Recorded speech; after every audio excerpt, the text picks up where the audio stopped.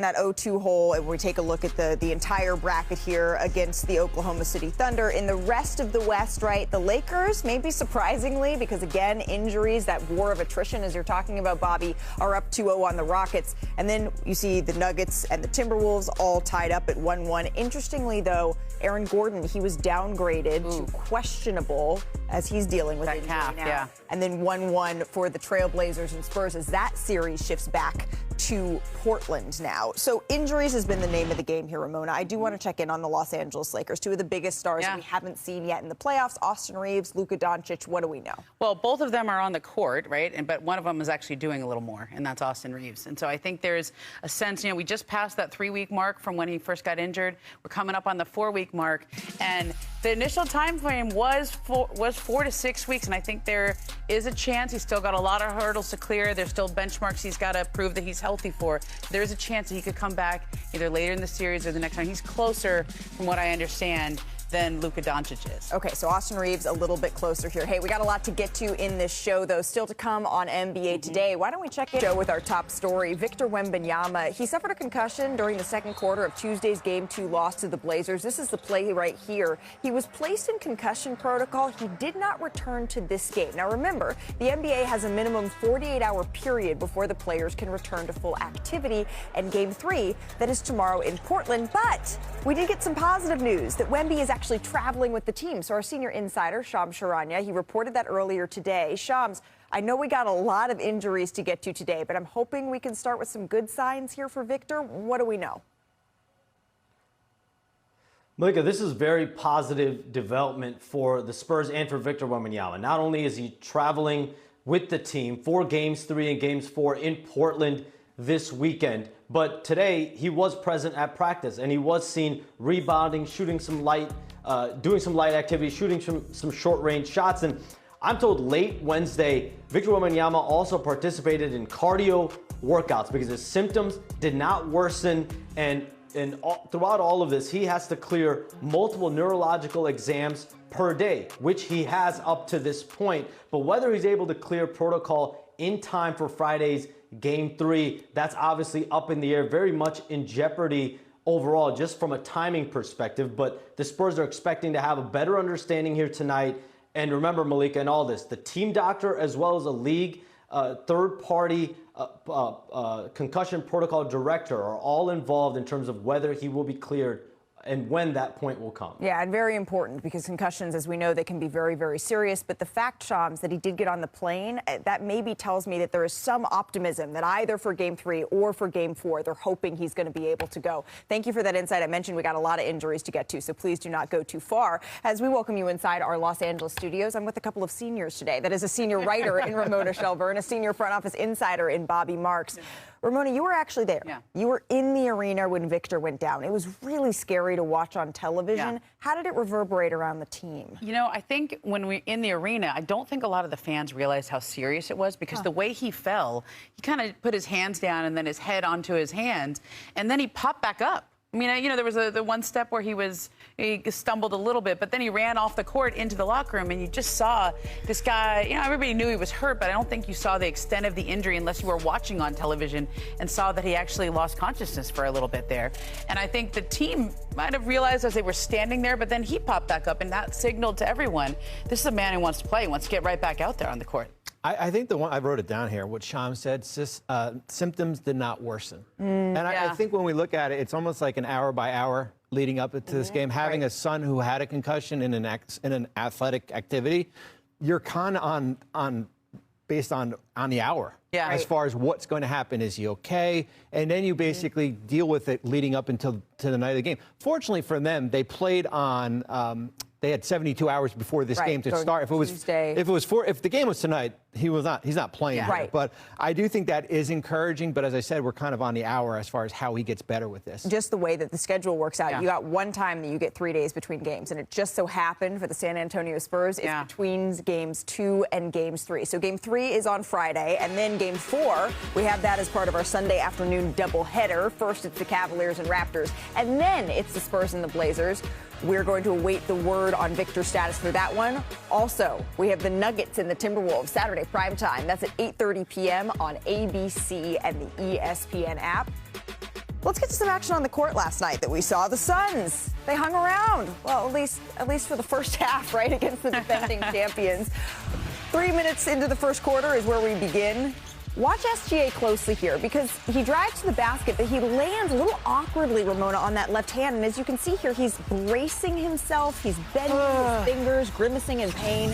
Yeah, I didn't like how that looked, and then we all had to watch and see how he came through it because usually that's a tough injury right there. Yeah, he was able to continue to play here. 5 minutes left here in the second. SGA still in, knocks down the jumper over Dillon Brooks.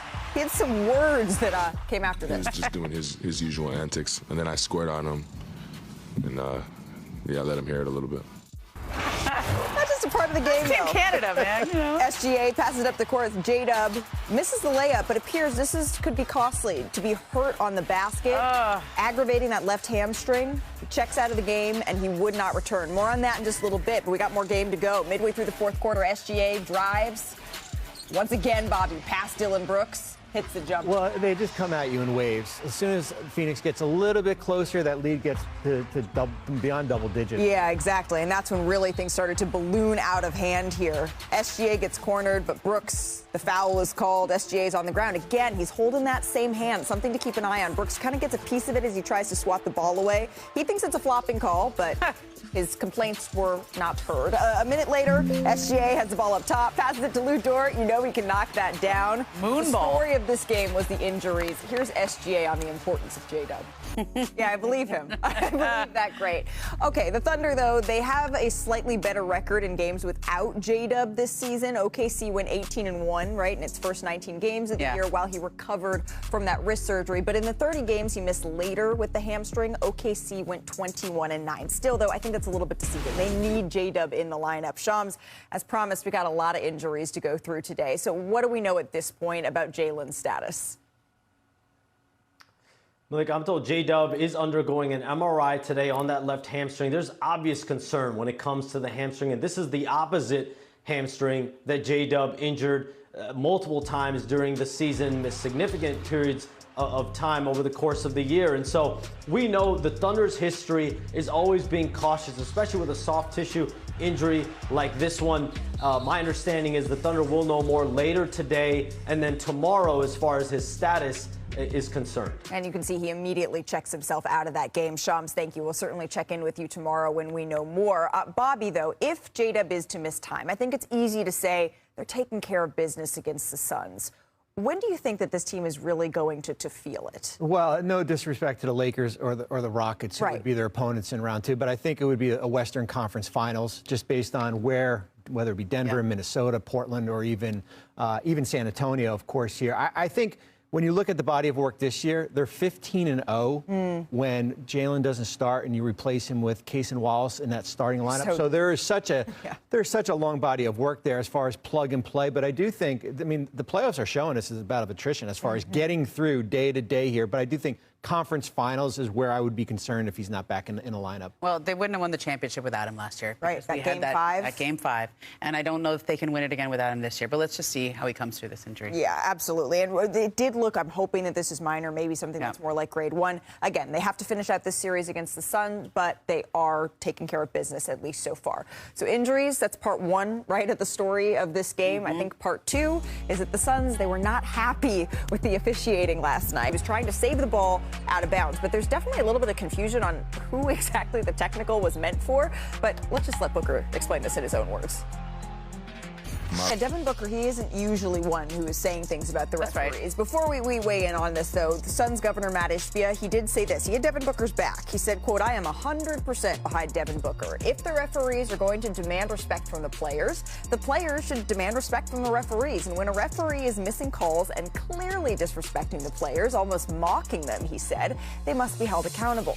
Nobody who loves this game enjoyed watching that last night." So, Mr. Marks, you did your homework. You went to the tape. I did. You watched back every single foul from this morning. I did. Okay. So why not? We have to. Yeah. What did you learn? Listen, if a player is going to call out the NBA and the officials and basically say WWE, we've got to go to the tape.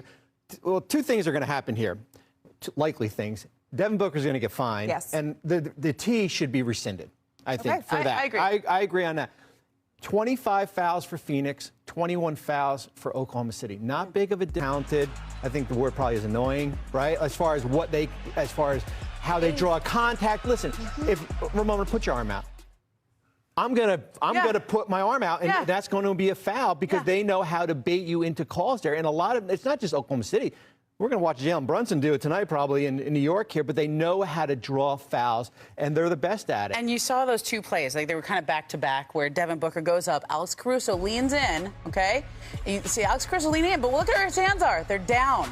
And I think that's a really big difference between the next play where Shai Gilgeous-Alexander has the ball and his hands are up. Now, Chet's not even looking at the basket there. That's one of the calls you're talking, where SGA goes up against and his hand is out. And so when your hand is up and you know how to draw that contact and you know how to exaggerate, sometimes going to get that call. But Alex Caruso's hands were down. So I don't think that should have been a foul on Booker, and I don't think it should have been a technical. But I see how the foul was called on the other side. Right, and the frustration is mounting for the Phoenix Suns, who were able to stay in it, especially in the first half. They were taking care of the ball. They were limiting those fouls. And so once it started to catch up with them a little bit here, we saw that just unravel. And I think that's, Bobby, where you get the frustration. Well, and the funny thing is, when you watch the game again, Phoenix was probably at a B level. They played pretty well up to a point, but they come, as I said, they come at you in such different ways. And, you know, a 10-point lead gets to 20 all of a sudden, and a lot of it is attributed to some of these fouls that were called. All right, so we have the Suns who are down